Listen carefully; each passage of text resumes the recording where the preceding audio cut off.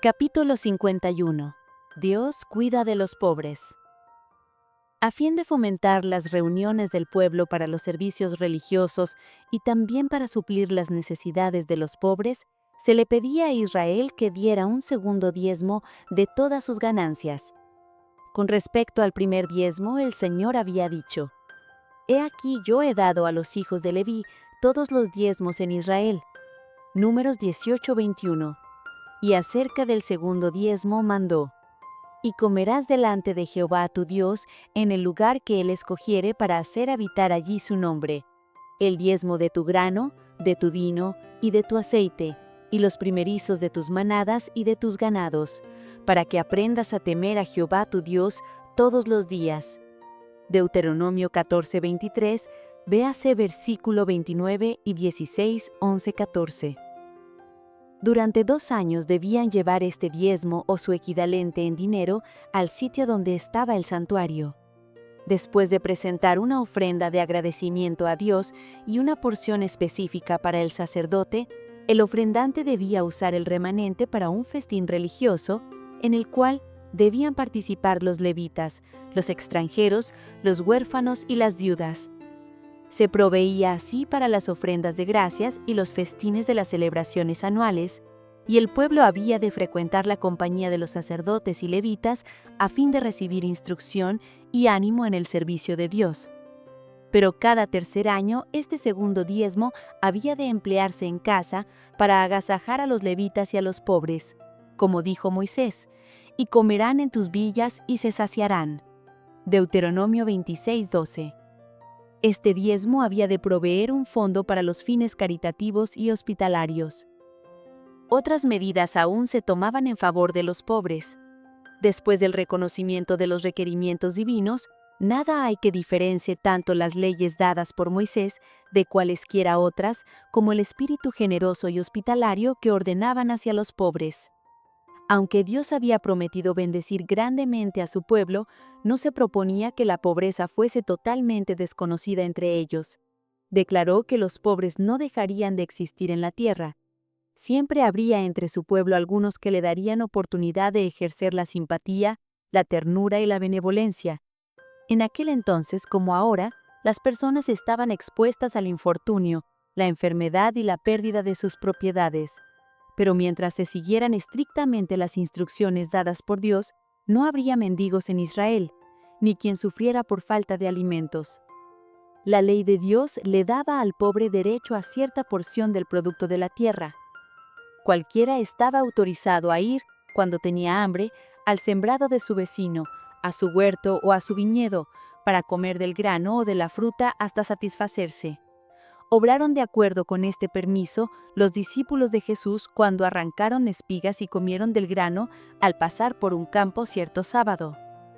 Toda la rebusca de las mieses, el huerto y el viñedo pertenecían a los pobres. «Cuando segares tu mies en tu campo», dijo Moisés, «y olvidares alguna gavilla en el campo, no volverás a tomarla. Cuando sacudieres tus olivas, no recorrerás las ramas tras ti. Cuando vendimiares tu viñedo, no rebuscarás tras ti, para el extranjero, para el huérfano y para la viuda. Y acuérdate que fuiste siervo en tierra de Egipto». Deuteronomio 24, 19 al 22. Véase Levítico 19, 9 y 10. Durante cada séptimo año había una provisión especial para los pobres. El año sabático, como se lo llamaba, comenzaba al final de la cosecha.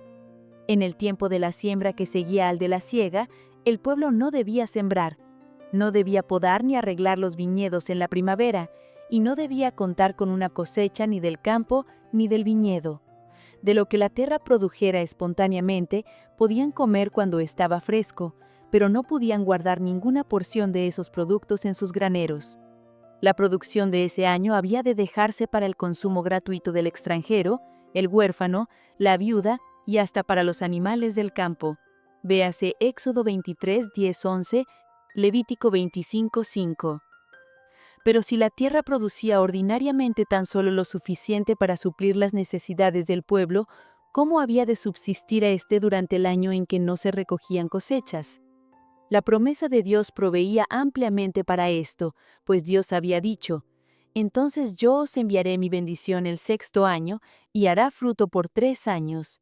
Y sembraréis el año 8º, y comeréis del fruto añejo hasta el año 9º. Hasta que venga su fruto comeréis del añejo. Levítico 25:21. La observancia del año sabático había de beneficiar tanto a la tierra como al pueblo. Después de descansar una estación sin cultivarse, la tierra iba a producir más copiosamente. El pueblo se veía aliviado de las labores apremiantes del campo, y aunque podía dedicarse a diversas actividades durante ese tiempo, todos tenían más tiempo libre, lo cual les brindaba oportunidad de recuperar las fuerzas físicas para los trabajos de los años siguientes. Tenían más tiempo para la meditación y la oración, para familiarizarse con las enseñanzas y exigencias del Señor y para instruir a sus familias. Durante el año sabático, debía ponerse en libertad a los esclavos hebreos y no despedirlos con las manos vacías. Las instrucciones del Señor eran: y cuando lo despidieres libre de ti, no le enviarás vacío. Le abastecerás liberalmente de tus ovejas, de tu era y de tu lagar. Le darás de aquello en que Jehová te hubiere bendecido. Deuteronomio 15:13-14. El salario del trabajador debía serle pagado con prontitud. No hagas agravio al jornalero pobre y menesteroso, así de tus hermanos como de tus extranjeros que están en tu tierra. En su día le dará su jornal, y no se pondrá el sol sin dárselo, pues es pobre y con él sustenta su vida. Deuteronomio 24:14-15. También se dieron instrucciones especiales respecto al trato de los que huían de la servidumbre. No entregarás a su señor el siervo que huyere a ti de su amo. More contigo, en medio de ti, en el lugar que escogiere en alguna de tus ciudades, donde bien le estuviere. No le harás fuerza. Deuteronomio 23:15-16. Para los pobres el 7º año era un año de remisión de las deudas. Los hebreos tenían la orden de ayudar siempre a sus hermanos indigentes con préstamos de dinero sin interés.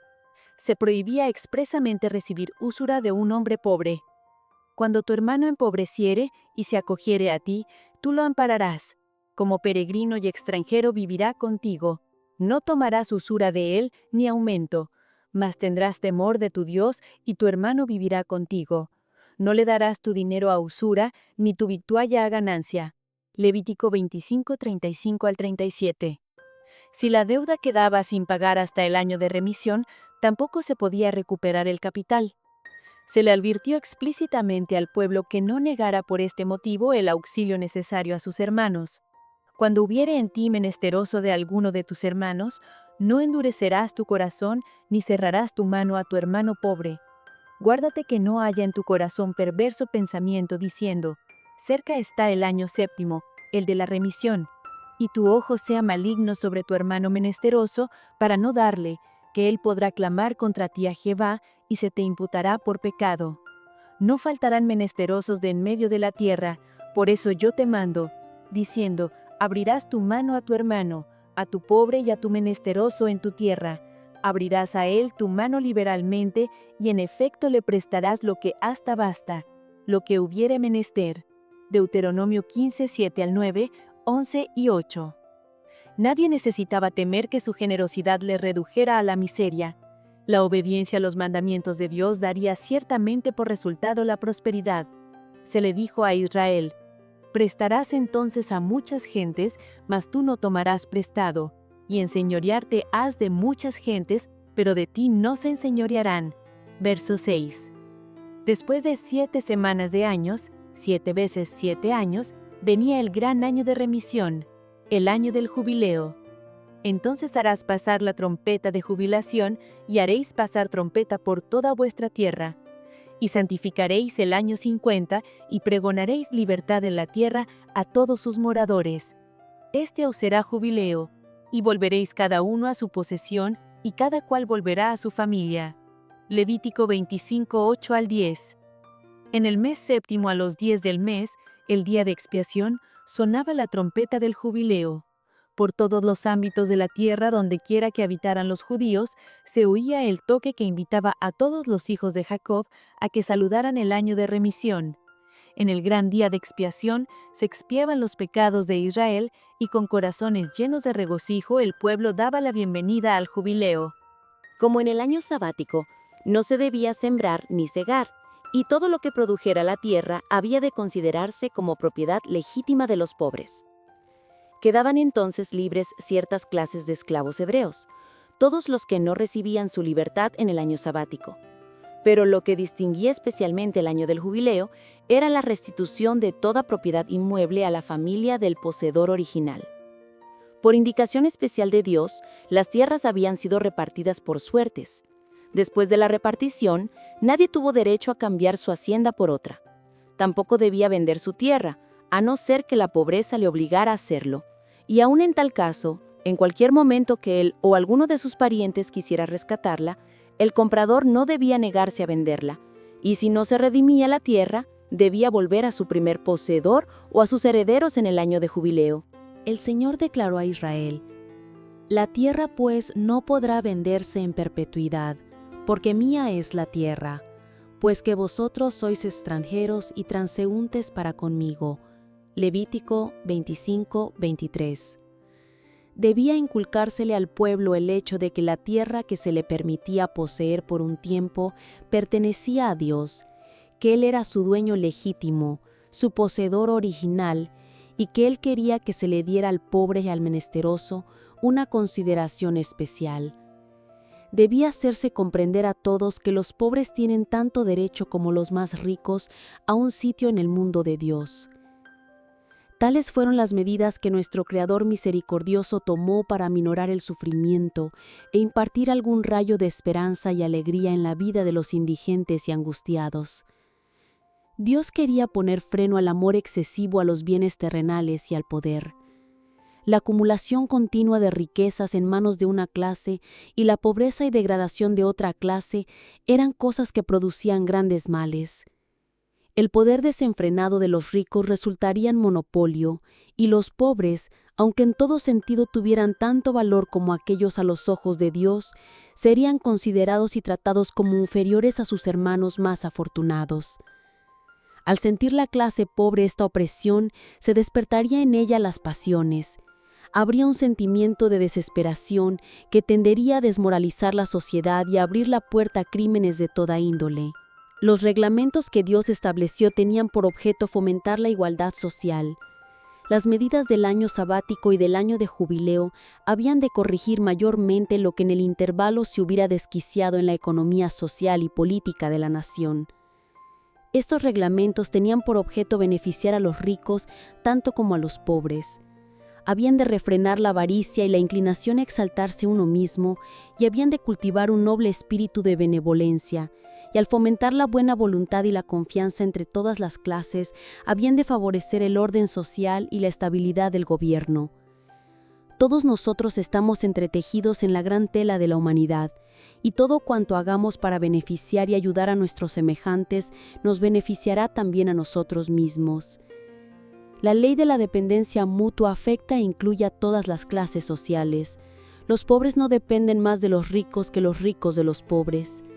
Mientras una clase pide una parte de las bendiciones que Dios ha concedido a sus vecinos más ricos, la otra necesita el fiel servicio, la fuerza del cerebro, de los huesos y los músculos que constituyen el capital de los pobres. El Señor prometió grandes bendiciones a Israel, con tal que obedeciera a sus instrucciones.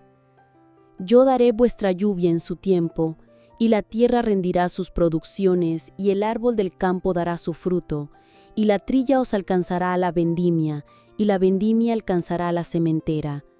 Y comeréis vuestro pan en hartura, y habitaréis seguros en vuestra tierra. Y yo daré paz en la tierra, y dormiréis, y no habrá quien os espante. Y haré quitar las malas bestias de vuestra tierra, y no pasará por vuestro país la espada. Y andaré entre vosotros, y yo seré vuestro Dios, y vosotros seréis mi pueblo. Empero si no me oyereis, no ejecutando todos mis mandamientos e invalidando mi pacto, sembraréis de balde vuestra simiente, porque vuestros enemigos la comerán, y pondré mi ira sobre vosotros, y seréis heridos delante de vuestros enemigos, y los que os aborrezcan se enseñorearán de vosotros, y huiréis sin que haya quien os persiga. Levítico 26:4 al 17. Muchos insisten en que todos los hombres deben tener igualmente parte en las bendiciones temporales de Dios, pero tal no fue el propósito del Creador. La diversidad de condición entre unos y otros es uno de los medios por los que Dios se propone probar y desarrollar el carácter. Sin embargo, quiere que quienes posean bienes de este mundo se consideren meramente administradores de sus posesiones, personas a quienes se les confiaron los recursos que se han de emplear en pro de los necesitados y de los sufrientes. Cristo dijo que habrá siempre pobres entre nosotros, e identifica su interés con el de su pueblo afligido. El corazón de nuestro Redentor se compadece de los más pobres y humildes de sus hijos terrenales. Nos dice que son sus representantes en la tierra. Los ha puesto entre nosotros para despertar en nuestro corazón el amor que Él siente hacia los afligidos y los oprimidos. Cristo acepta la misericordia y la benevolencia que se les manifieste como si fuese manifestada para con Él. Considera como dirigido contra Él mismo cualquier acto de crueldad o de negligencia hacia ellos. Si la ley dada por Dios a beneficio de los pobres se hubiera observado y ejecutado siempre, cuán diferente sería el estado actual del mundo espiritual y materialmente. El egoísmo y la vanidad no se manifestarían como ahora se manifiestan, sino que cada uno de los hombres respetaría benevolentemente la felicidad y el bienestar de los demás, y no existiría la indigencia tan generalizada hoy en tantas landas. Los principios que Dios prescribió impedirían los terribles males que en todos los siglos resultaron de la opresión de los pobres en manos de los ricos, al paso que impedirían la acumulación de grandes riquezas y la gratificación del deseo ilimitado de lujo, impedirían también la consiguiente ignorancia y degradación de millares cuya mal recompensada servidumbre es indispensable para acumular esas fortunas colosales. Representarían la solución pacífica de aquellos problemas que en nuestros días amenazan de llenar el mundo de anarquía y efusión de sangre.